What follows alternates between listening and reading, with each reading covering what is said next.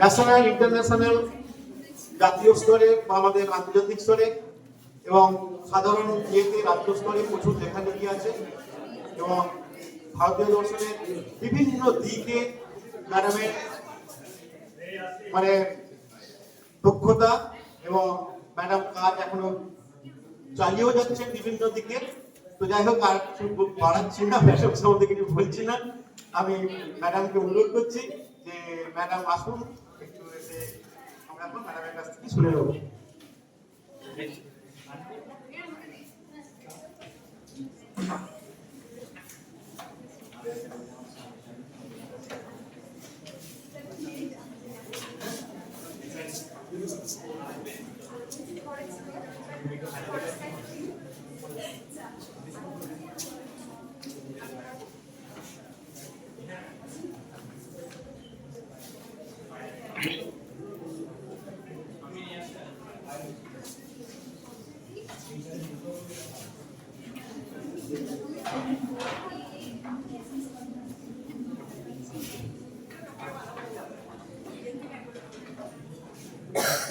সকলকে যথাযোগ্য সম্মান জানাই। আমি যোগ দর্শনে যোগের মাধ্যমে মুক্তিপথের কিছু চিত্র তুলে ধরার চেষ্টা করছি। ভারতীয় দর্শনের সকল সম্প্রদায় উপায় রূপে কেন তাকে শোনা যাচ্ছে না?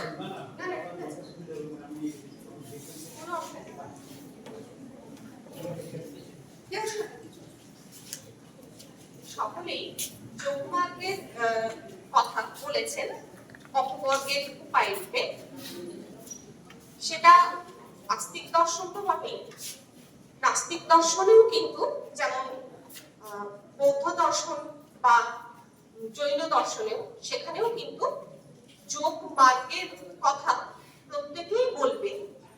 কারণ সম, দম, অহিংসা, ব্রহ্মচর্য, আসন, প্রাণায়াম, ধ্যান, সমাধি, এই সকল কিছুর উপদেশ প্রত্যেকটা দর্শনেই রয়েছে। হ্যাঁ, এটা ঠিক যে জ্ঞান হলো সেই সর্বশেষ স্তর যার পরে মুক্তি আসছে, কিন্তু জ্ঞান লাভের অধিকার অর্জনের জন্য যে চিত্ত শুদ্ধি বা আত্মশুদ্ধির প্রয়োজন, তা নিষ্কাম কর্মের মাধ্যমে যেমন পাই, সেরকম তার সঙ্গে যোগের অভ্যাস করার কথা প্রত্যেকটা দর্শনই বলেছে। এখানে আমি যে কথাগুলো বলবো সেগুলো হয়তো দর্শন সংস্কার আছে যাদের, তাদের বুঝতে খানিকটা সুবিধা হবে। যাদের দর্শন সংস্কার নেই তাদের হয়তো একটু অসুবিধা হবে। চেষ্টা করব সকলের জন্য সকলের মতো করে বলার, তাই না পারলে ক্ষমা প্রার্থী। বেশ, তবে সকল দর্শনের সঙ্গে আস্তিক দর্শন হিসেবে যোগ দর্শনের গুরুত্ব এখানেই যে এই যোগ দার্শনিকরা কেবলমাত্র তাত্ত্বিক দার্শনিকতার মধ্যেই তাদের দর্শনকে সীমাবদ্ধ রাখেন।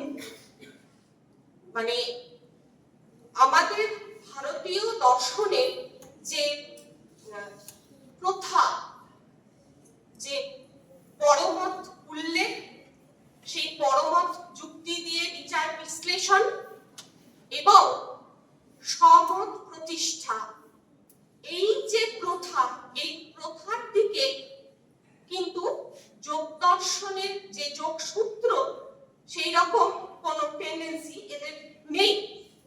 বরং এই দর্শন এই যুক্তি প্রতিযুক্তির গণ্ডি অতিক্রম করে এর লক্ষ্য মূলত একটা সর্বজনগ্রাহ্য, একটা সার্বজনীন ঐহিক হিত সাধন, সকলেরই যাতে মঙ্গল হয়, যাতে মঙ্গল করতে পারা যায়, তার চেষ্টাই করে গেছে এই যোগ দর্শনের যোগসূত্রে, তার কথাই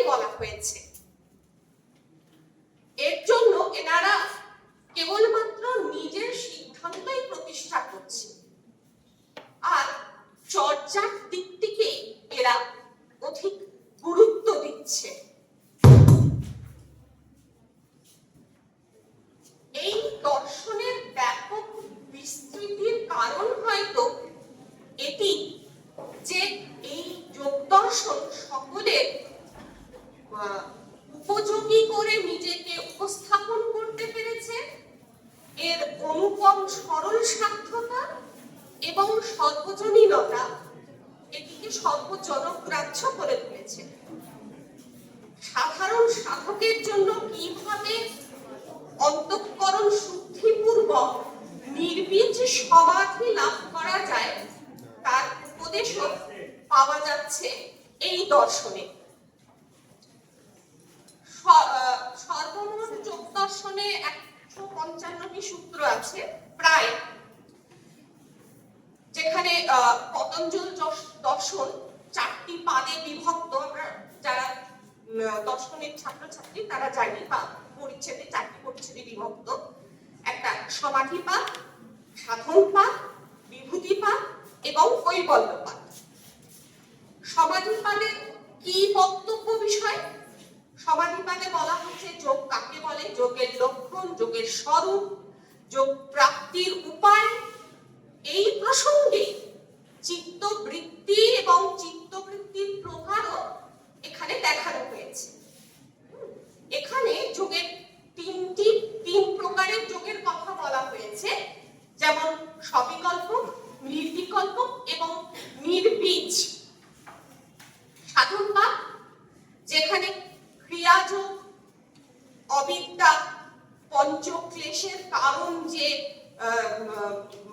অবিদ্যা, অহিংসা, রাগ, দ্বেষ, অভিনিবেশ, তাছাড়া কর্মবিপাক, কর্মফলের দুঃখ নিবৃত্তি, তার উপায়, এগুলো আলোচনা হয়েছে এই সাধনপাদে। বিভূতিপাদের আলোচ্য বিষয় কি? বিভূতিপাদে বলা হচ্ছে যোগের অন্তরঙ্গ অঙ্গ কি সেগুলি বলা হয়েছে। পরিণাম, সংযম অর্থাৎ ধ্যান, ধারণা, সমাধি বিশেষের দ্বারা কিভাবে বিভূতি লাভ করা যায়, বিবেক জ্ঞান কিভাবে উন্মোচিত হয়, সেই বিষয়গুলো দেখানো হয়েছে। এখানে আরেকটা কথা বলে রাখি, যে কথাটা আমি পরবর্তীকালেও বলবো।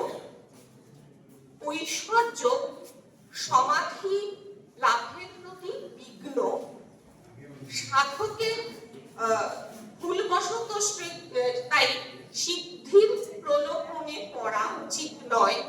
বিষয়টা আমরা আবার পরে বিষয়টা আলোচনা করব। কৈবল্যপাদের কথা বলি একটু, যেখানে মুক্তির লক্ষণ, প্রকারভেদ, দেহ ও চিত্তের অতিরিক্ত আত্মার সিদ্ধি প্রভৃতি এগুলো আলোচনা করা হচ্ছে। তো আমি যেটা বলছিলাম যে যোগ দর্শন অত্যন্ত ব্যাপক এবং প্রত্যেকটা দেশের বাইরে যোগ দর্শন নিয়ে এই যে বিস্তৃতি, এমনকি আমার একদিন খুব অদ্ভুত লাগলো, আমি আমার মেয়েকে পড়াতে গিয়ে দেখলাম যে সেখানে বলছে যে এই যোগার ইনভেন্টরকে, তো লেখা ছিল সেখানে যে কোনো এক জার্মান ব্যক্তি, তিনি হচ্ছেন যোগার ইনভেন্টর, জিকে বইয়ে লেখা ছিল, আইসিএসসি বোর্ডে। কি করে বলে, তাই হোক, ওরা নিজেদের করে নিয়েছে জিনিসটাকে। তো এই যে সর্বজনগ্রাহ্যতা, তার কারণ হয়তো পাওয়া যায় এইভাবে যে সাধনপাদের প্রথম সূত্রেই বলা হচ্ছে তপ সাধ্যাশ্বর প্রাণিধারানি ক্রিয়াযোগ, মানে তপস্যার মাধ্যমে সাধ্যায় মানে জপ তপ ইত্যাদির দ্বারা, এবং ঈশ্বর প্রাণিধারানি মানে ঈশ্বরের সমস্ত কর্মফল অর্পণ করে কর্ম করে যাও, এগুলো হচ্ছে ক্রিয়াযোগ। আর এর ফল কি হবে? এর ফলে আমি কি পাবো? অবিদ্যার দোষ ক্ষীণ হয়ে আসবে, যোগের পথ প্রশস্ত হবে। আমরা ছোট থেকে আমাদের মা ঠাকুমাদেরকে অন্তত এই কাজগুলো করতে খুব দেখি,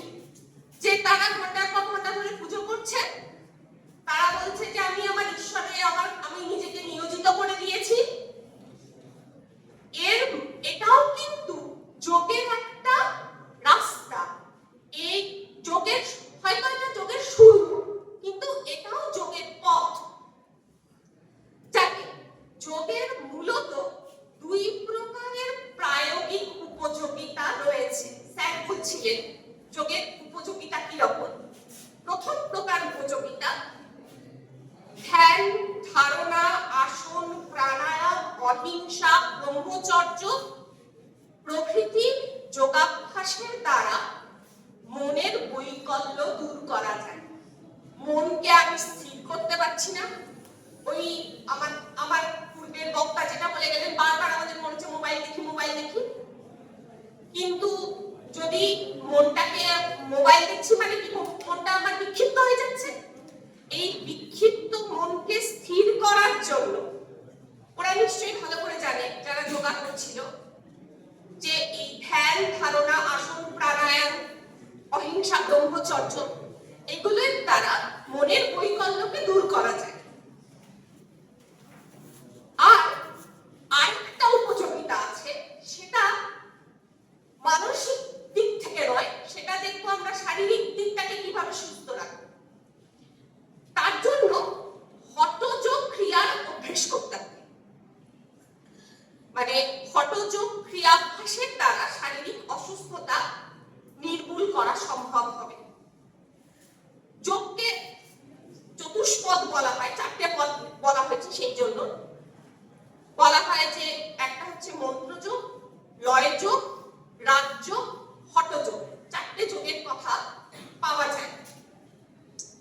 যাই হোক, এখানে আমি মানে যোগ শব্দের অর্থটা খুব কনফিউজিং। আমি যখন পড়াতে গেছি বা নিজেও পড়তে গেছি, বিভিন্ন জায়গায় বিভিন্ন ভাবে যোগ শব্দটাকে দেখেছি। তো এই বিষয়টা যাতে দর্শনের ছাত্রছাত্রীদের কাজে লাগে, সেই জন্য আমি এই বিষয়টার উপরে একটু ফোকাস করছি। সেখানে যোগ শব্দের পারিভাষিক অর্থ বিভিন্ন জায়গায় বিভিন্ন ভাবে পাওয়া যায়। গৌড়পাদদের এখানে আসার আগে আমি আর কয়েকটা একটু জায়গা বলে রাখি। গৌড়পাদের যে উনিও একজন বেদান্তী ছিলেন, অনেক পূর্বের প্রথম দিককার বেদান্তী। উনি অস্পর্শ যোগের কথা বলছেন। সেখানে তিনি যোগ শব্দটা ব্যবহার করছেন মনের অমনি ভাবকে বোঝানোর জন্য।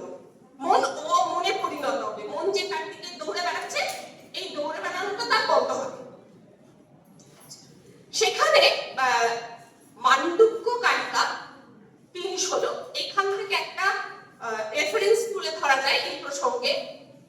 অয়ং সর্ব সম্বন্ধার্থ স্পর্শ বর্জিত অস্পর্শ যোগ নাম। এবার ভগবদ গীতায় আসি। ভগবদ গীতাকে তো বিভিন্ন দার্শনিক বিভিন্ন ভাবে দেখেছেন, যেমন বৈষ্ণব বেদান্তী এরাও দেখেছেন, আবার অদ্বৈত বেদান্তী, বিশিষ্টাদ্বৈত বেদান্তী। আমি এখানে বৈষ্ণব বেদান্তীর কথা একটু বলি। ওরা ভগবদ গীতাকে যোগ শাস্ত্র এই নামে অভিহিত করছে। এই যে ভগবদ গীতার 18টি অধ্যায় আছে, প্রত্যেকটা অধ্যায়কে বলা হয় এক একটা যোগ। এবং এরা কিন্তু এখানে যোগ শব্দটির একটা অনুগত অর্থ করে নিচ্ছে। কি সেই অনুগত অর্থ? ঈশ্বরের শরণাগতি। কিন্তু অদ্বৈত বেদান্তী এইরকম কোন অনুগত লক্ষণ যোগের দিচ্ছেন না। অদ্বৈত বেদান্ত মতে ওনারা প্রথম যে 6টি অধ্যায় সেটাকে বলছেন প্রথম ষটক, দ্বিতীয় 6টি অধ্যায় দ্বিতীয় ষটক। প্রথম ষটকে রয়েছে কর্মযোগের আলোচনা, দ্বিতীয় ষটকে রয়েছে ভক্তি যোগের আলোচনা, তৃতীয় ষটকে জ্ঞান যোগের আলোচনা করা হচ্ছে, জ্ঞান যোগের নির্দেশ করা হয়েছে।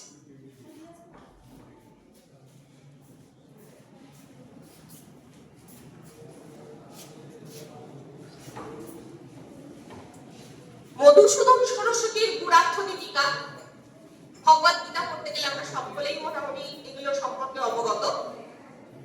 তিনি এই জ্ঞান যোগ শব্দে, যে যোগ বলতে যেটা বোঝাতে চাইছে সেটা হচ্ছে যার দ্বারা ব্রহ্মের সঙ্গে যুক্ত হওয়া যায়, অর্থাৎ জ্ঞানের দ্বারা ব্রহ্মের সঙ্গে যুক্ত হতে পারে।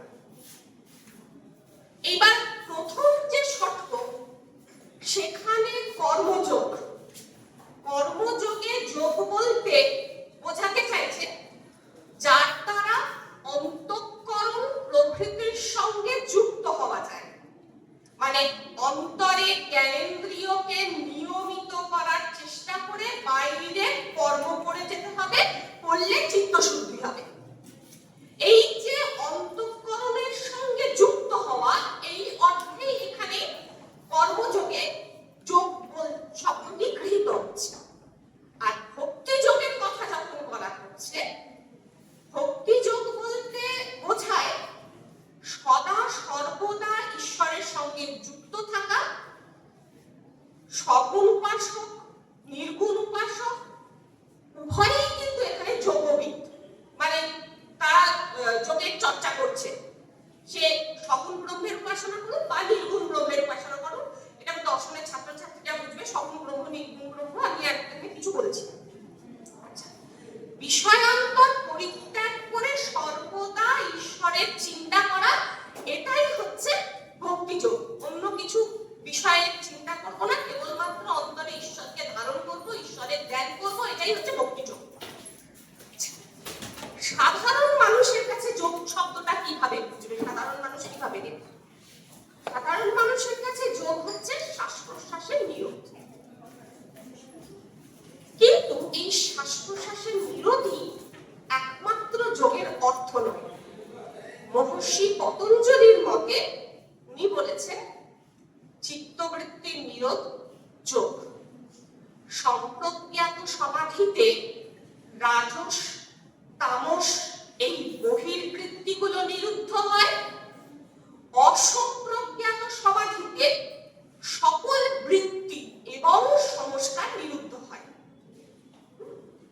আর আমরা যেটা বারবার বলি যে প্রাণায়াম মানে শ্বাস প্রশ্বাসের নিরোধ, এগুলো হচ্ছে ক্রিয়া যোগের অঙ্গ। আচ্ছা, এখানে জায়গাটাতে আসি। যোগ শব্দটা ভাঙলে, যোগ শব্দের উৎপত্তিগত অর্থ যদি দেখি, যুজ, আচ্ছা বানান ভুল যথার্থী, যুজ বর্গের যোগ, ধাতুর উত্তর খং প্রত্যয় যুক্ত করে যোগ শব্দটি নিষ্পন্ন হচ্ছে। যুজ সমাধৌ, এই উৎপত্তি অনুসারে যোগের বাচ্যার্থ হলো একাগ্রচিত্ততা, চিত্তবৃত্তি নিরোধ, জীবাত্মা পরমাত্মার ঐক্য, বহির্মুখ ইন্দ্রিয় সকলকে অন্তর্মুখ করত মনঃসংযুক্ত আত্মায় যোজনা প্রভৃতি।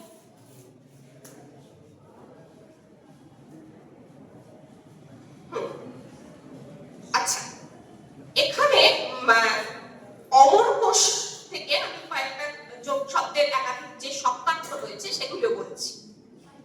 সংহরণ, সংহরণ মানে কি? সংহরণ হলো শস্ত্র শাস্ত্রানুসারে যোদ্ধিগণের অস্ত্র শস্ত্রাদি বিধিপূর্বক ধারণ। যখন যুদ্ধ করতে যাবে যোদ্ধাগণ, তারা শস্ত্র শাস্ত্রানুসারে অস্ত্রকে ধারণ করতেন, এটাই সংহরণ। এই সংহরণ এটাকেও শাস্ত্রে যোগ বলা হয়েছে। উপায়, উপায় মানে মনন সহায়ে অলভ্যকে অধিগত করার উপায় পরিজ্ঞান, এটাই হচ্ছে যোগ। এছাড়া ধ্যান, সংগতি, সংগতি মানে অনন্তরা বিধান প্রযোজক জিজ্ঞাসাজনক জ্ঞান বিষয়ত্ব। তুমি বুঝবে, মানে ম্যামরা বুঝবেন, কিন্তু যারা ফিলোসফি নয় তাদের কাছে ভীষণ বিরক্তিকর লাগবে। যাই হোক, যুক্তি, এছাড়া আরেকটি অর্থ যুক্তি। আচ্ছা, এবার যোগ শব্দের কিছু লক্ষণার্থ দেখছি।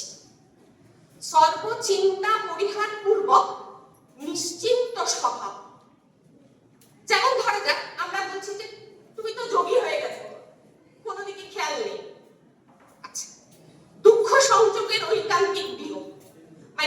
সুখ দুঃখ স্পর্শ শূন্য অবস্থা বিশেষ যোগ, এটা গীতায় বলা হয়েছে। গীতার 6ষ্ঠ অধ্যায় 23 নম্বর সূত্র, সেখানে বলা হয়েছে। আচ্ছা, কর্মকুশলতা যে যোগটা ম্যাডামও বলেছে, মানে সেখানে বলা হচ্ছে যোগ কর্মসু কৌশল। গীতার 2য় অধ্যায়ে বলা হয়েছে, 2য় অধ্যায় 50 নম্বর সূত্রে। আচ্ছা, আমরা তো অলব্ধ বস্তুর লাভ, এই অর্থেও যোগ শব্দটা নেওয়া যায়। সমতাকে বোঝাতে, যেমন যেখানে বলা হয়েছে যে যোগস্থ গুরু কর্মণি সঙ্গম ত্যক্ত্বা ধনঞ্জয় সিদ্ধা সিদ্ধ সমুত্তম সমত্তম যোগ উচ্যতে, গীতা 2 নম্বর অধ্যায় 48 নম্বর শ্লোক। বেশ, এই যে নানা অর্থে যোগ শব্দের প্রতিনিয়ত আমরা ব্যবহার করে থাকি, তার একটা তালিকা দেওয়ার চেষ্টা করছি, যেখানে টোটাল 16টা অর্থ পাওয়া যেতে পারে। আচ্ছা, প্রথম, এক বাহ্য বস্তুর সঙ্গে অপর বাহ্য বস্তুর সংযোগ সাধন, দুটোকে যুক্ত করে দিলাম। এক বস্তুতে অন্য বস্তুকে মিশিয়ে দেওয়া, যেমন সলিউশন, জলের মধ্যে আমি চিনিটাকে গুলে দিলাম, যোগ করে দিলাম জলে। আচ্ছা, তাছাড়া কোনো কার্যের কারণ সমূহকে একত্রীকরণ করলাম, যুক্ত করলাম। বিধানানুসারে যোদ্ধাগণের অস্ত্রাদির ধারণ, সেটা কিছুক্ষণ আগেই বললাম। বস্তুর তত্ত্ব নিশ্চয়ের সহায়ক যুক্তি বাক্য সমূহ,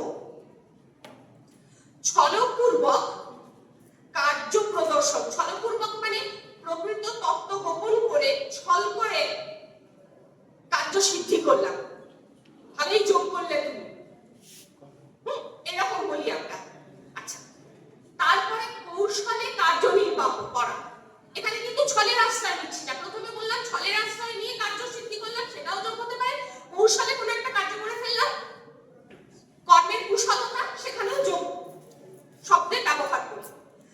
শব্দ বিন্যাসের যে সুশৃঙ্খলা, তার নামও যোগ। যেমন আমরা ব্যাকরণে বারবার করি যে কয়েকটা অর্থপূর্ণ শব্দ যুক্ত হয়ে বাক্য গঠিত হয়, সেখানে তো যোগ শব্দটা পড়ছি।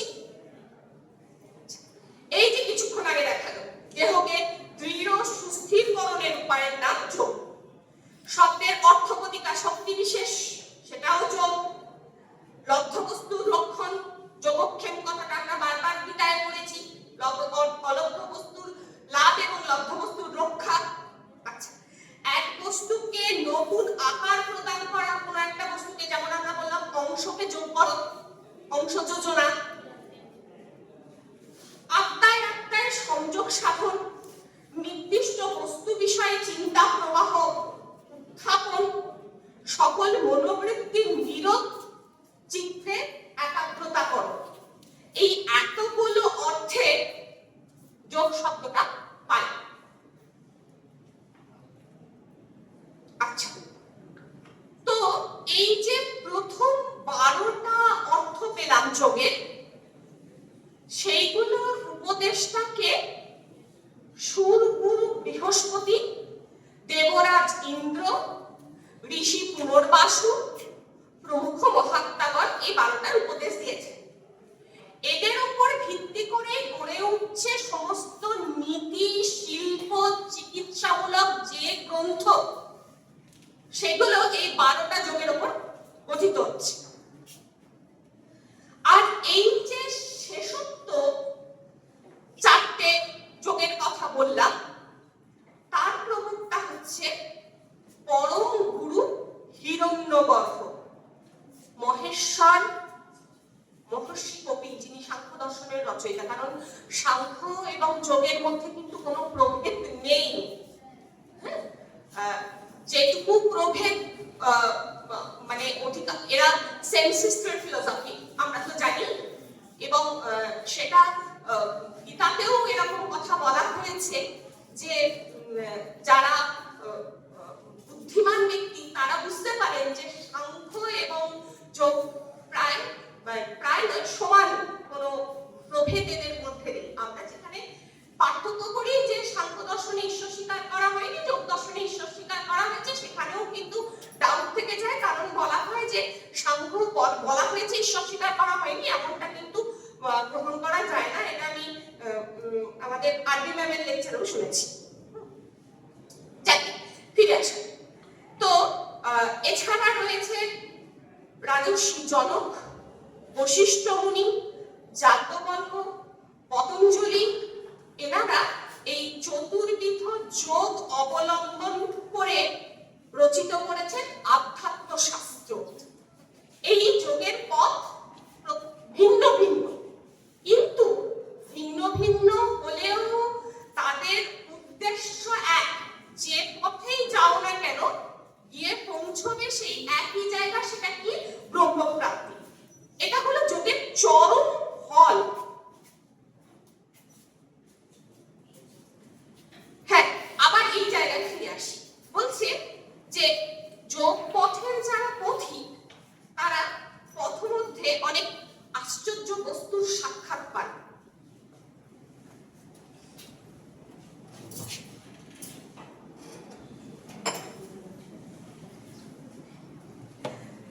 কিরকম, মানে এটা খেয়ে নিলাম ওরকম করে তাকিও না, আমরা খুব ভালোই লাগলো। বেশ, কিরকম বিষয়টা? না, সাধক অসীম ক্ষমতার অধিকারী হন, ঐশ্বর্য সিদ্ধির অধিকারী হন, বহু উচ্চ স্তরের দেবতাগণ দেখা দেন, সাক্ষাৎ করতে আসেন, দিব্য পুরুষগণ তাদের দর্শন দেন, আমন্ত্রণ জানান তাদের লোকে আসার জন্য। এই কথাগুলো কিন্তু বিভূতিপাদেই বলা হয়েছে 51 নম্বর সূত্রে। বেশ, কিন্তু এই সমস্ত কুহকে মুগ্ধ না হয়ে নির্দিষ্ট গন্তব্যে প্রবেশ করলে সকলেই সমান ফল লাভ করবে। নচেত কোন যোগী, মানে কে কোথায় গিয়ে নিক্ষিপ্ত হবে, কে কোথায় গিয়ে পড়বে, তার কিন্তু কোনো স্থিরতা নেই। তাই যোগীকে পথ নির্দেশ করার সঙ্গে সঙ্গে পতঞ্জলি কিন্তু সাবধানও করে দিয়েছেন। সিদ্ধি লাভের জন্য এই সকল পথগুলো পরিহার করতে হবে, মানে যেগুলো সাধন মার্গে উদ্ভূত হয়েছে যে বিষয়গুলো, আশ্চর্য বিষয়, সেগুলো কিন্তু পরিহার করতে হবে। কেননা আমি যোগী, আমার লক্ষ্য হচ্ছে ওই ব্রহ্মকে, পরমাত্মাকে টাচ করতে হবে, আমাকে পেতে হবে। পেতে হবে ওই রকম ভাবে তো বলা যায় না, কারণ আমরা অলরেডি পরমাত্মাকে পেয়ে বসে আছি। হ্যাঁ, মেঘলা আকাশ, সূর্য দেখা যাচ্ছে না, তারপর কিছুক্ষণ পরে বেশ আকাশটা ঝলমলে হলো, এই রে সূর্য উঠেছে দেখ। কথাটা বলা যেমন দ্বিত্ব প্রয়োগ, মানে সূর্য তো অলরেডি আছে, উঠবে আর কি করে। সেই রকমই কিন্তু আমরা বারবার বলে থাকি ব্রহ্ম প্রাপ্ত হবো, পরমেশ্বরকে প্রাপ্ত হবো। অ্যাকচুয়ালি প্রাপ্তি হওয়ার কোনো জায়গা নেই, কারণ আমরা অলরেডি ব্রহ্মস্বরূপ, কিন্তু অজ্ঞানের আবরণে তিনি আবৃত হয়ে আছেন। এই মাত্র আবরণটা সরে গেলে আবার তিনি প্রকটিত হবেন। বেশ, ফিরে আসি। তাহলে সিদ্ধি লাভের জন্য এই সকল পথ পরিহার করতে হবে, চিত্তকে একাগ্র করে ঈশ্বরে লীন হতে হবে। তাহলে প্রশ্ন আসছে, চিত্ত কি জিনিস? খানা মাথায় যায়। বলছে চিত্ত হলো বুদ্ধি, অহংকার, মন, এই তিনের সমন্বয়। কি জিনিসটা? যারা ফিলোসফি স্টুডেন্ট তোমাদেরকে বলি কিরকম ব্যাপার। আমরা সাংখ্য দর্শন থেকে জেনে এসেছি যে পুরুষ চৈতন্য স্বরূপ, দুটি তত্ত্ব। সাংখ্য সেই জন্য সংখ্যা শব্দটি থেকে আসছে সাংখ্য। পুরুষ প্রকৃতি, পুরুষ চৈতন্য স্বরূপ, নির্গুণ উদাসীন। চৈতন্য স্বরূপ মানে পুরুষই চেতন, চেতনায় পুরুষ is equal to Chetan, is equal to পুরুষ, পুরুষ ইজ ইকুয়াল টু চেতন। আরেকটি তত্ত্ব প্রকৃতি, প্রকৃতি জড় স্বভাবে। তো প্রকৃতিতে রয়েছে সত্য, রজতম, এই তিনটি গুণ। এই তিনটি গুণ সাম্যাবস্থায় বিরাজ করছে প্রলয়কালে। কিন্তু এই অচেতন জড় প্রকৃতির উপর যখন পুরুষ প্রতিবিম্বিত হচ্ছে, তখন রজগুণের মধ্যে বিক্ষোভ শুরু হচ্ছে। রজগুণ অপরাপর গুণগুলোকে প্রভাব বিস্তার করছে এবং সৃষ্টি শুরু হচ্ছে, প্রত্যেকটা গুণের সাম্যাবস্থা সেটাও বিঘ্নিত হচ্ছে। যেমন প্রত্যেকটা গুণ ধরা যাক রয়েছে 1/3, 1/3, 1/3 এরকম ভাবে সেই 1/3 এই যে পার্সেন্টেজ এটা বিঘ্নিত হচ্ছে। প্রথম যে প্রকৃতির বিকার সেটা হচ্ছে বুদ্ধি বা মহত্ত্ব।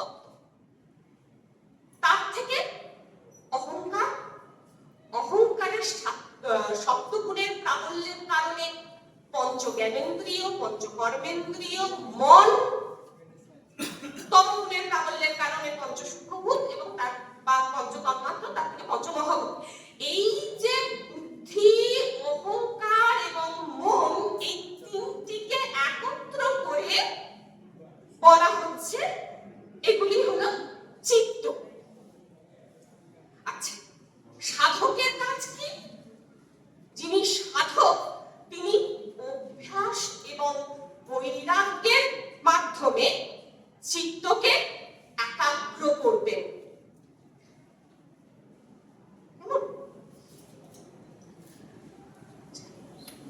তবে এখানে একটা কথা একটু বলে রাখি, যদিও ওই তিনটিকে একত্রে চিত্ত বলা হচ্ছে, তবে পতঞ্জলি কোথাও কোথাও বুদ্ধিকেও চিত্তের সমার্থক বলে উল্লেখ করেছেন। যেমন কৈবল্যবাদের 23 নম্বর সূত্রে কিন্তু বুদ্ধিকেই তিনি চিত্ত বলেছেন। তাই সেটা আর একটুখানি গবেষণা করতে হবে বিষয়টা। চিত্ত জড়। কেন চিত্ত জড়? কারণ প্রকৃতি জড়, প্রকৃতির যা পরিণাম সেগুলো সবই জড়। তাহলে চিত্ত সেটাও জড়, কারণ বুদ্ধি, মন, অহংকার এরা জড় প্রকৃতির পরিণাম হওয়ার জন্য। কিন্তু আত্মা বা পুরুষ তিনি তো চেতন বা চৈতন্য স্বরূপ। এই চৈতন্য স্বরূপ আত্মার কোনো বিকার নেই। চিত্ত জড় হলেও সত্ত্বগুণ তাতে অধিক, আর সত্ত্বগুণ অধিক হওয়ার জন্যই চিত্ত স্বচ্ছ, অত্যন্ত স্বচ্ছ। এই স্বচ্ছ চিত্তে পুরুষের চৈতন্য প্রতিফলিত হচ্ছে, তখন চিত্ত চেতন রূপে প্রতীয়মান হচ্ছে, নিজেকে মনে করছে আমি চেতন। অবিদ্যাবশত আত্মা তখন চিত্তের বিকারকে নিজের বিকার বলে মনে করছে। এখানে একটা উদাহরণ দিই।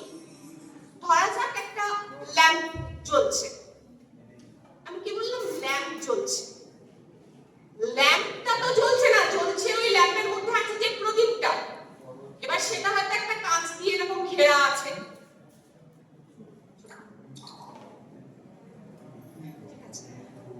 তাহলে আমি আর উদাহরণ দিচ্ছি না, তোমরা বুঝে নিও পরে, আমি যাচ্ছি পরের কথায়। তাহলে মন ইন্দ্রিয়ের মাধ্যমে চিত্তের বিষয়াকার পরিণতি হলে বিষয়ের জ্ঞান উৎপন্ন হয়, আর এই চিত্তের বিষয়াকার পরিণতি হচ্ছে চিত্তের বৃত্তি বা বিকার, আর তার ফলে আত্মার বিষয়ের জ্ঞান উৎপন্ন হয়। আচ্ছা, এখানে অল্প কথায় চিত্ত বৃত্তি কি, চিত্তের যে জ্ঞান উৎপন্ন হচ্ছে, যেটা আত্মা মনে করছে যে আমার জ্ঞান হয়েছে, এই চিত্তের মাধ্যমে কিভাবে জ্ঞান উৎপন্ন হচ্ছে, কি জ্ঞান উৎপন্ন হচ্ছে সেই বিষয়টা একটু বলছি। চিত্তবৃত্তি 5টা: প্রমাণ, বিপর্যয়, বিকল্প, নিদ্রা, স্মৃতি। প্রমাণ কটা? প্রত্যক্ষ, অনুমান, আগম। বিপর্যয় কি? বিপর্যয় হলো অবিদ্যা, অস্মিতা, রাগ, দেশ, অভিনিবেশ।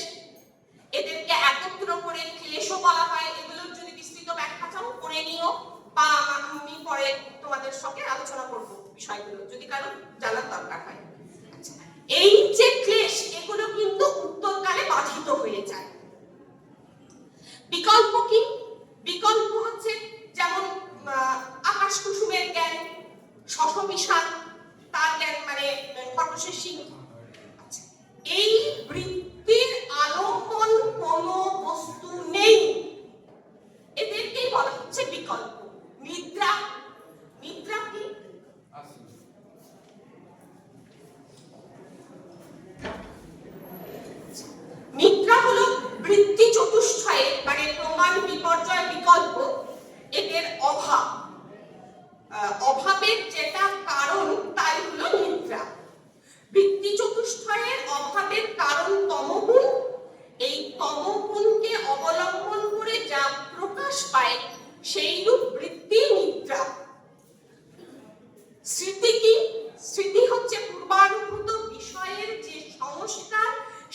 সংস্কার থেকে যে জ্ঞান উৎপন্ন হয়, এই সংস্কার, হ্যাঁ, এই সংস্কার ভ্রমও হতে পারে, প্রমাও হতে পারে। এই ভ্রম বা প্রমা নামক সংস্কার থেকে যে পরে জ্ঞান উৎপন্ন হচ্ছে তাই হচ্ছে স্মৃতি। এই সকল চিত্তবৃত্তির নিরোধ রুদ্ধ করতে হবে, এটাই হলো যোগ। অথবা সমাজ আর এই রাগ, রাগ মানে হচ্ছে তৃতীয় প্রকার যে বিপর্যয়, বিপর্যয়ের কথা বলতে গিয়ে বলেছিলাম যে অবিদ্যা, অস্মিতা, রাগ, দেশ, অভিনিবেশ, এই যে তৃতীয় প্রকার যে বিপর্যয়, এর নিরোধ, এটাও গৌণী বৃত্তি অনুযায়ী যোগ বা সন্ন্যাস বলা যায়। একেও গৌণী বৃত্তি অনুযায়ী। যোগ সূত্র হচ্ছে সাধনার সিঁড়ি, মানে ধাপ, কেবল কোনো এটা দর্শন নয়। সেখানে দেখানো হয়েছে অভ্যাস ও বৈরাগ্যের দ্বারাই চিত্তের বৃত্তি সমূহকে নিরোধ করতে হবে। সেই জন্য সমাধিপাদের 12 নম্বর সূত্রে বলা হয়েছে অভ্যাস ও বৈরাগ্য জ্ঞানোত্তম নিরোধ।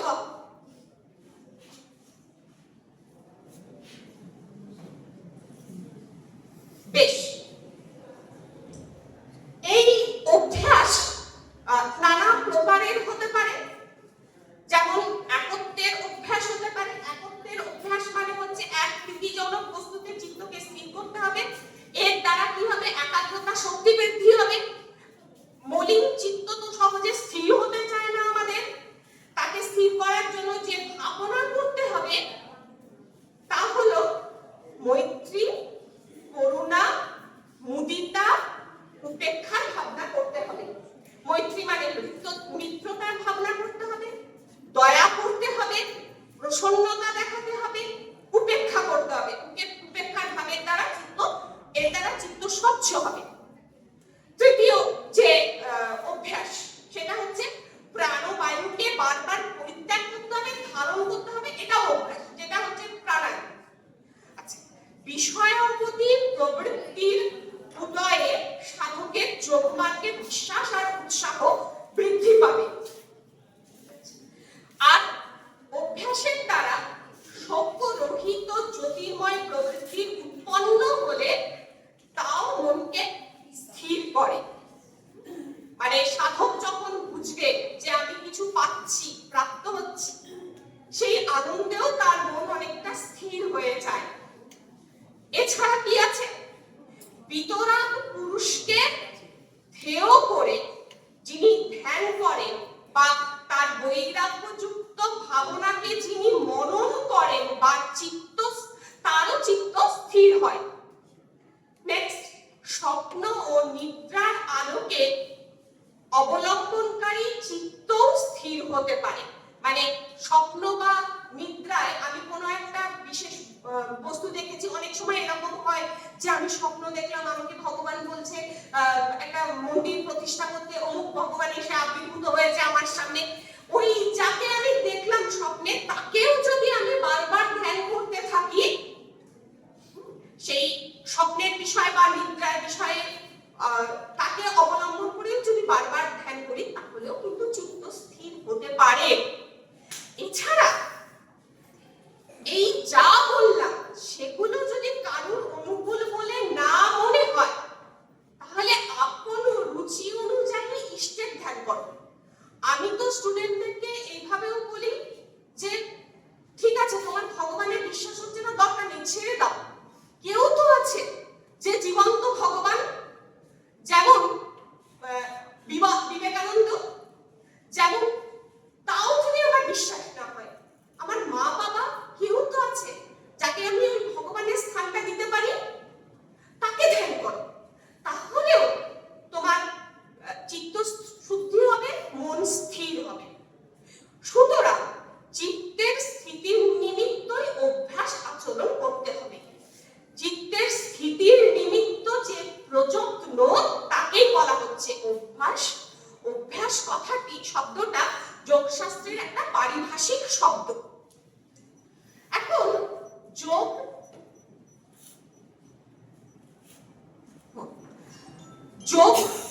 অনুষ্ঠানের উপায় কি, সেটা গীতায় বলা হয়েছে 6ষ্ঠ অধ্যায়ে, সেখানে 11-12 এই যে শ্লোক, সেখানেই বলা হচ্ছে শৌচ দেশে প্রতিষ্ঠাপ্য স্থির আসন আত্মন না তো স্বৃত্ত। তারপর জয় ছয়ে রফলা অবশ্যই আছে, রফলাটা আমি দিতে পারি। স্বৃত্ত নাতি নিচল চলিলা জীন কুশত্তরম, মানে কি করব? শৌচ দেশে প্রতিষ্ঠাপ্য মানে পবিত্র স্থানে আসন করব। পবিত্র স্থানে আসন করা মানে গঙ্গা তীরে আসন যোগীরা বসে থাকে, দেখেছি আমরা। ওই কোথায় জানি একটা শুনছিলাম, কালী পুজোর ওই রাত্রে গঙ্গার ধারে প্রচুর পরিমাণে এরকম যোগী এসে বসে উপাসনা করে। অথবা কোন পর্বতের গহ্বরে গিয়ে সমতল স্থানে, সেই জন্য বলেছে যে নাত্যুচ্ছিত্ত মানে খুব উঁচু স্থান হবে না, আবার খুব খুব নিচু স্থান এমনও হবে না, একটা সমতল মাঝামাঝি স্থানে বসে উপবেশন করে এই অভ্যেস করতে হবে। আচ্ছা, এর জন্য প্রথমে কুশত্তরম, কুশের উপর ব্যাঘ্র চর্ম, বাঘের কোমল যে চামড়া সেটা রাখবো, তার উপর বস্ত্র আবৃত করে তদুপরি উপবেশন করব। যাতে কেন এইরকম কোমল একটা স্থান আমার দরকার? কারণ যাতে বহুক্ষণ বসে থাকতে পারা যায়, কষ্ট যেন না হয়। আরেকটা কথা, উপবেশনের দ্বারাই কিন্তু যোগের অনুষ্ঠান করতে হবে। কেউ যদি ভাবে যে আমি দাঁড়িয়ে দাঁড়িয়ে করবো, না, সেটাও ক্লেশ সাধক। আবার কেউ যদি ভাবে যে আমি ঘুমিয়ে ঘুমিয়ে মানে শুয়ে শুয়ে করবো, তাহলে সে ঘুমিয়েও যাবে। সেই জন্য কিন্তু বারবার বলা হচ্ছে উপবেশনের মাধ্যমেই যোগ করতে হবে। বেশ, কেন এই যোগের অনুষ্ঠান করছি? তাহলে কারণ আমার চিত্তকে শুদ্ধ করতে হবে। এরপর তো বহিরঙ্গ সাধন বলে দেওয়া হলো। তোমার নিজের শরীরকে কিভাবে প্রস্তুত করবে সেটা করতে গিয়ে বলা হচ্ছে তত্ত্বৈতাগ্র মনকৃত্য যত চিত্তেন্দ্রিয় প্রিয় উপবিশ্বাসনে যুঞ্জাত যোগম আত্মবিশুদ্ধায়ে। কিরকম? এই দেহকে অচঞ্চল অকম্পন ভাবে ধারণ করতে হবে। কায় শির গ্রীবা অবক্র থাকবে। আমরা বারবার বলি, আমি আমার মেয়েকেও বলি করতে বসে, এই স্পাইন সোজা কর, সোজা হয়ে বস, খেলা দিয়ে বসবি না কোথাও, এরকম ভাবে ফেলে তুলে বসবি না, সোজা হয়ে বস। তুমি তো জানো স্যার তো ভীষণ এরকম ছিলেন, কথা বললেও দাঁড়িয়ে দাঁড়িয়ে কথা বললেও আমি হয়তো পেছন থেকে ডাকলাম, কেউ ডাকলাম, স্যার পুরোটা ফিরে সোজা হয়ে কথা বলতেন উনি। তার এরপরে কি করব? নেত্রদ্বয় অর্ধ নির্মিলিত করে, মানে পুরোটা বন্ধ করবো না, আবার তাকিয়েছি ডেভেলপ করে, অমন নয়, অর্ধ নির্মিলিত করে নাসিকার অগ্রভাগে দৃষ্টি রাখতে হবে। চিত্তবৃত্তিকে একমাত্র ভগবত আকারে আকারিত করে পরমানন্দ স্বরূপ নিষ্ঠা লাভ করা যায়। তো এর পরমানন্দ এর ফলে যে সকল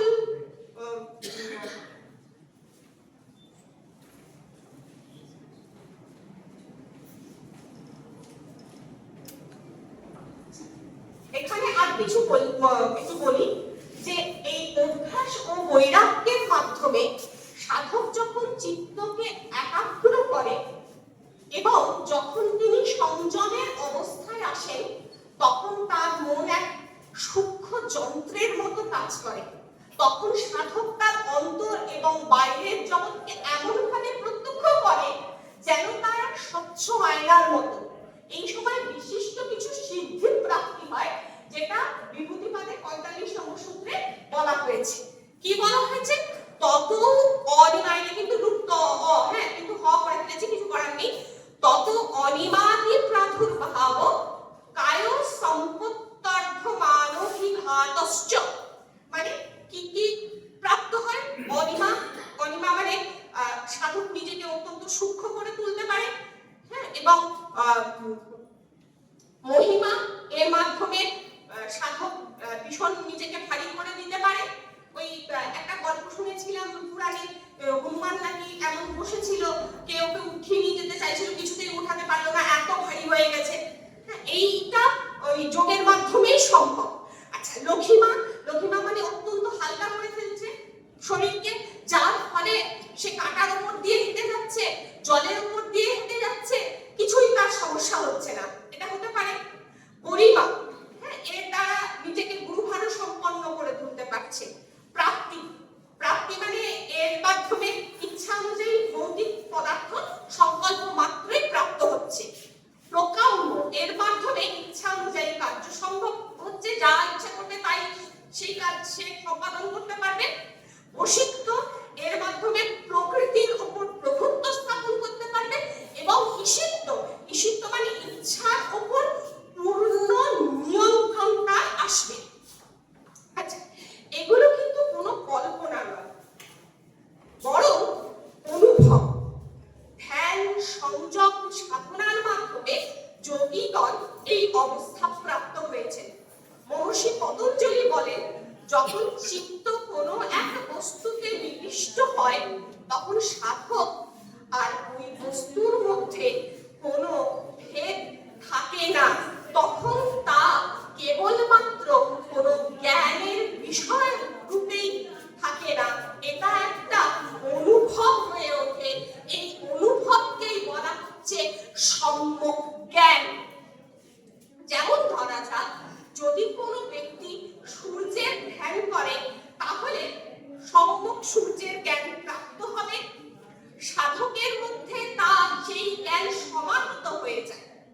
তেমনি মনের যদি ধ্যান করি, তাহলে মনের গতিকে বোঝা যায় এবং মনের মধ্যে আছে যে পরম সত্তা, তাকে স্পর্শ করতে পারা যায়। অবশ্য এরকম সিদ্ধি তখনই আসে যদি অহংকার থেকে নিজেকে মুক্ত করা যায়। অবশ্য সিদ্ধি কিন্তু যোগের অন্তিম লক্ষ্য হতে পারে না। পতঞ্জলি কোথাও বলেননি যে সিদ্ধি যোগের অন্তিম লক্ষ্য। এটা কখনোই অন্তিম প্রাপ্তি নয়, এরপরেও আরো কিছু প্রাপ্ত হওয়ার অবকাশ থেকে যায়। আচ্ছা, কিছু সিদ্ধি প্রাপ্তি হয় জন্ম থেকে, কিছু হয় ঔষধি থেকে, কিছু হয় মন্ত্র প্রয়োগের দ্বারা, কিছু হয় তপস্যার দ্বারা, কিছু হয় ধ্যানের দ্বারা। ধ্যানের দ্বারা যে সিদ্ধি প্রাপ্তি হয়, সেটাই হচ্ছে সর্বাধিক স্থায়ী এবং এর দ্বারাই সাধক নিজের চিত্তকে সম্পূর্ণরূপে নিয়ন্ত্রিত করতে পারে। বাহ্য কোনো সাধনের উপর তার বাহ্য সাধকের নিয়ন্ত্রণের আর প্রয়োজন হয় না।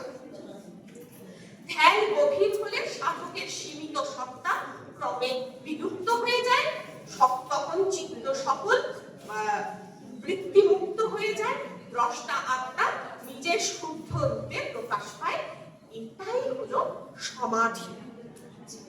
প্রত্যেক মানুষ প্রতিনিয়তই কোনো না কোনো যোগের কার্য করে চলছে, অথচ আমরা সবসময় বুঝতেই পারি না, অবগতই হই না যে আমি যোগ কার্যটি করছি। যেমন ধরা যাক, দিদি যখন গান করছিলেন, আমি হাঁ করে শুনছি, আমি যোগী হয়ে গেছিলাম সেই সময়, সেই মুহূর্তের জন্য, কারণ চিত্তের অপরাপর বৃত্তিগুলো তখন স্তিমিত হয়ে গেছিল। হ্যাঁ, আবার কোনো চিত্রকার, কোনো জ্যোতির্বিদ সময়ে সময়ে এমন বাহ্য জ্ঞান শূন্য হয়ে যায়, তন্ময় হয়ে যায়, যে পাশ দিয়ে যদি একটা হাতি হেঁটে চলে যায়, তাহলেও সে বুঝতে পারে যে হাতি হেঁটে চলে যাচ্ছে। হ্যাঁ, তো এই যে তন্ময় ভাব, এটা কিন্তু যোগেরই প্রকাশ। আবার অনেক সময় ডাক্তাররা কি করে, ওই অ্যানাস্থেসিয়া করে কাটাকুটি করে, হ্যাঁ, তারাও রোগীকে ওই মুহূর্তের জন্য যোগী করে তোলে। যাই হোক, কিন্তু সেই রোগীও জানে না আর সেই ডাক্তারও জানে না যে সেই যোগীর তুল্য করে তিনি কত বড় কার্য সমাধান করতে পারলেন। এইরকম ভাবে প্রতিনিয়ত যোগের বিভিন্ন প্রতিচ্ছায়া অনুষ্ঠিত হয়, কিন্তু লোকে তার মূল অনুসন্ধান করতে পারে না। আর যোগের সুফল ও অলৌকিক ক্ষমতা আছে, এই যে নিজেকে গুরুভার করে তোলা বা নিজেকে অত্যন্ত লঘু করে তোলা, এই ধরনের যে অলৌকিক ক্ষমতা আছে, তা শুনে কিন্তু অনেকেই হাসবে। সে হাসুক, আমার কিছু যায় আসে না তাতে।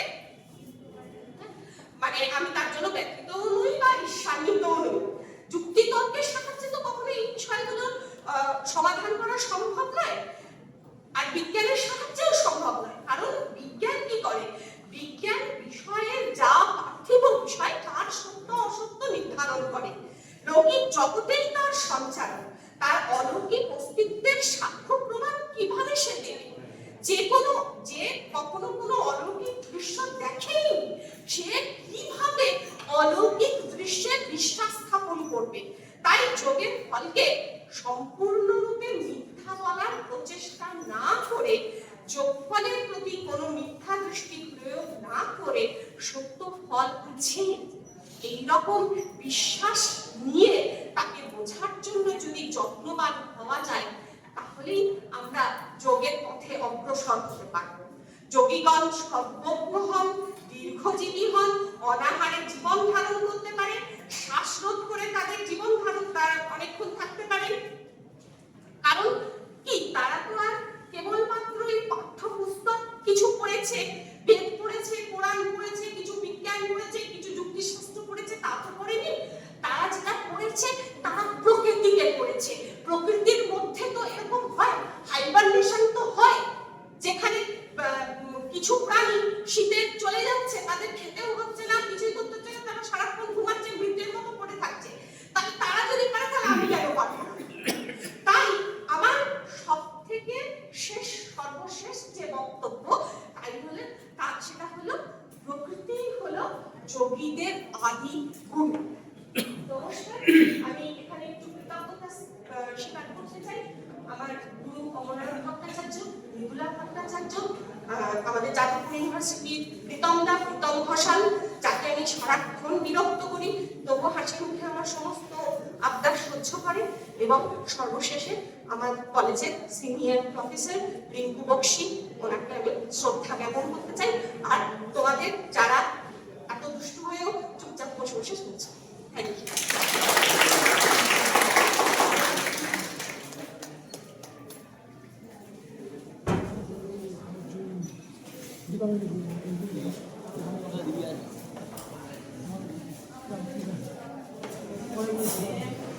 ধন্যবাদ ম্যাডামকে। ম্যাডামের কাছ থেকে অনেক মূল্যবান কিছু তথ্য আমরা জানতে পারলাম। আমরা আগেই বলেছি, আমি অনেকক্ষণ ধরে বিভিন্ন কথা বলে আসছি, যোগ কিন্তু কোনো মানুষকে সংসার থেকে সরে যেতে পারে। যোগ এমনই একটা প্রক্রিয়া যার মাধ্যমে আমরা সংসারের প্রকৃত সত্যটা বলে দিতে পারি। তার ফলে আমার সংসারে নিয়মিত লেগে থাকা যে কলহ, বিবাদ, হিংসা, এইগুলো আমরা খুব সহজে ধৈর্য সহকারে এগুলোর সঙ্গে আমরা এগুলোকে কাটিয়ে উঠতে পারি। আর দীর্ঘায়িত করবো না, আমরা শেষ পর্যায়ে এসে গেছি। আমি এখন আমাদের কলেজের অধ্যক্ষা মাননীয় ডক্টর সুমন মহাশয়কে আমি মঞ্চে আসার জন্য আহ্বান জানাচ্ছি। ম্যাডামকে কাছে আমরা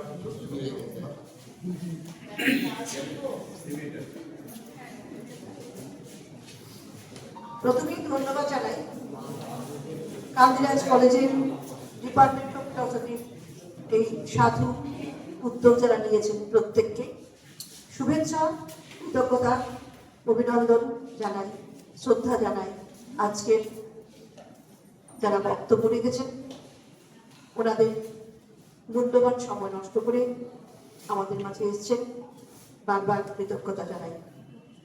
আমি শুভেচ্ছা জানাই, ভালোবাসা জানাই আমার স্নেহী ছাত্রছাত্রীদের। অবশ্যই আমি অভিনন্দন শুভেচ্ছা জানাই আমাদের এই কলেজের অধ্যাপক অধ্যাপিকারা, শিক্ষাকর্মী যারা এখানে উপস্থিত আছে। বিষয়বস্তুর সঙ্গে আমি মোটো যুক্ত নই, কিন্তু আমার শারীরিক অবস্থা এমনই একটা পর্যায়ে চলে গেছিল, 2015 সালে আমার মেরুদণ্ডের একটি অপারেশন হয়। তারপর ডাক্তার বলেছিলেন যোগাভ্যাস না করলে আমি এতদিন দাঁড়াতেই পারবো। সেই অভ্যাস থেকে আজ পর্যন্ত দাঁড়িয়ে আছি। তারপরেও 2024-এ দুবার আক্রমণ হয়েছে আমার এই শরীরে, স্পাইনাল কর্ডে, এবং প্রায় অনেকদিন বিছানায় ছিলাম, এর সাক্ষী এই কলেজের সবাই সবাই জানেন ভীষণ কষ্ট পেয়েছিলাম। সেটাও ওভারকাম করেছি শুধুমাত্র যোগাভ্যাস প্রাণায়ামের ফলে। প্রতিদিন আমি সকালবেলা উঠে করি, আমার একদম ঠান্ডা লাগে না। এর জন্য আমার এখানে যারা উপস্থিত আছে সবাই আমায় জিজ্ঞেস করে, ম্যাডাম আপনার শীত লাগে না, ঠান্ডা লাগে না কেন, সোয়েটার পরে আসেন না কেন? আমার মনে হয় তাই যে প্রতিদিনই সকালবেলা যে অভ্যেসটি গড়ে তুলেছি তার জন্যই হয়তো হয় না। আমি আপনাদের সামনে একটা জিনিস তুলে ধরার চেষ্টা করছি যে আমি নিজেকে কতটা ভালো রাখতে পারছি কিংবা রাখার চেষ্টা করছি। ভুল ত্রুটি হলে আপনারা ক্ষমা করবেন।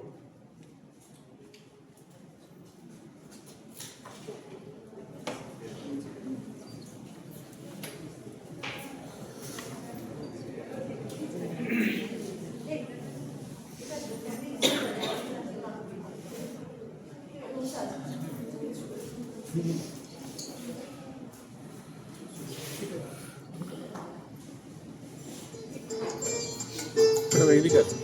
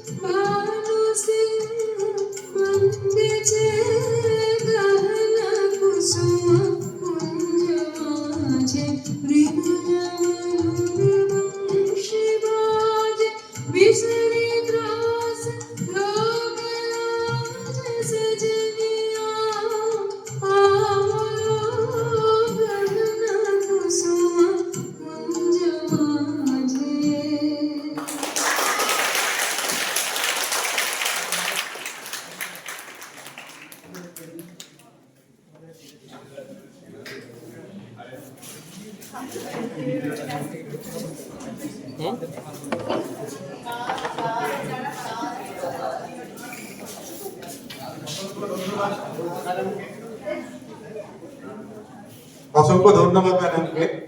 ম্যাডাম আমাদের কিন্তু আগে থেকে বলেননি যে উনি এই প্রোগ্রাম করবেন। মোটামুটি প্রথম থেকে আমাদের তাত্ত্বিক আলোচনা, যোগার, ব্যবহারিক প্রয়োগ বা অনুশীলন, নাচ, প্রথমে আমাদের যে থিম সং, এই সব কিছু মিলে আমরা অনেকটাই তৃপ্ত, অনেকটাই তৃপ্ত যে আমরা অনেক ভালো কিছু করতে পেরেছি বলে আমার মনে হয়, এবং সেটা সবটাই আপনাদের সহযোগিতায়।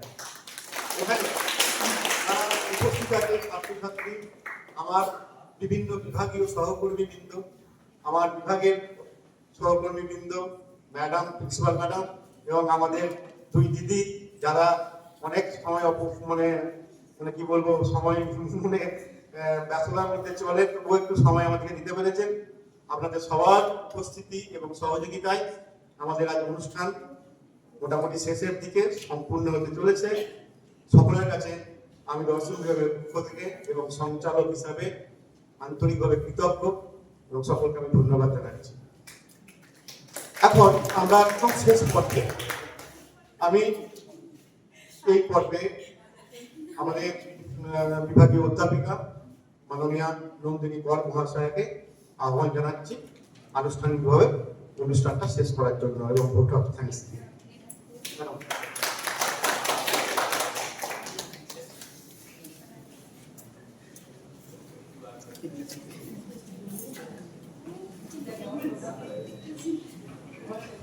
আজকের অনুষ্ঠানের শেষ পর্বে এসে ম্যামের নাচ যেন নতুন ভাবে আমাদেরকে যোগাকে চিনতে সাহায্য করলো।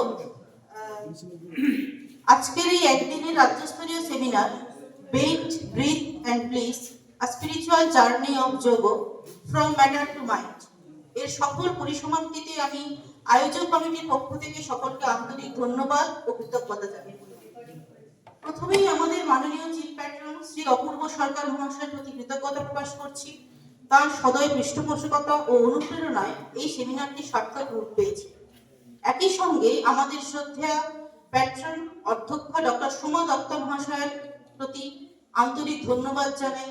তার নিরন্তর সহযোগিতা ও দিক নির্দেশনা ছাড়া এই অনুষ্ঠানটি সম্ভব হতো না। আমাদের বিশেষ অতিথি শ্রী জয়দেব ঘটক মহাশয়কে আন্তরিক কৃতজ্ঞতা জানাই আমাদের উৎসাহ প্রদান করার জন্য। আমাদের সম্মানিত বক্তা ডক্টর কুহেলি বিশ্বাস ও ডক্টর পায়েল চট্টোপাধ্যায় এই দুইজন বিদ্বানকে বিশেষভাবে ধন্যবাদ জানাই। তাদের মূল্যবান বক্তৃতা যোগ দর্শনের তাত্ত্বিক ও আধ্যাত্মিক দিককে নতুন আলোয় উদ্ভাসিত করেছে। IPSC coordinator doctor Ananta Patra মহাশয়, NSS programme officer Shri Tapas Das মহাশয় এবং এনাদেরকে সহযোগিতা করার জন্য আমি বিশেষভাবে কৃতজ্ঞ।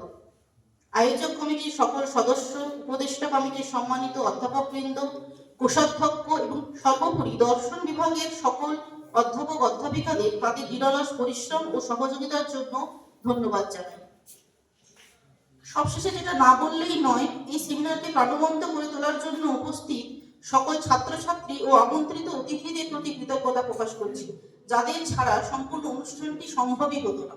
আসলে তো আমাদের এই আলোচনা চক্র মূলত স্টুডেন্টদের জন্য, তাই তাদের বিশেষভাবে ধন্যবাদ এতক্ষণ ধরে ধৈর্য ধরে বসার জন্য এবং অনুষ্ঠানটিকে সম্পূর্ণভাবে এগিয়ে নিয়ে যাওয়ার জন্য। আমরা একবার ধন্যবাদ জানিয়ে শেষ করছি।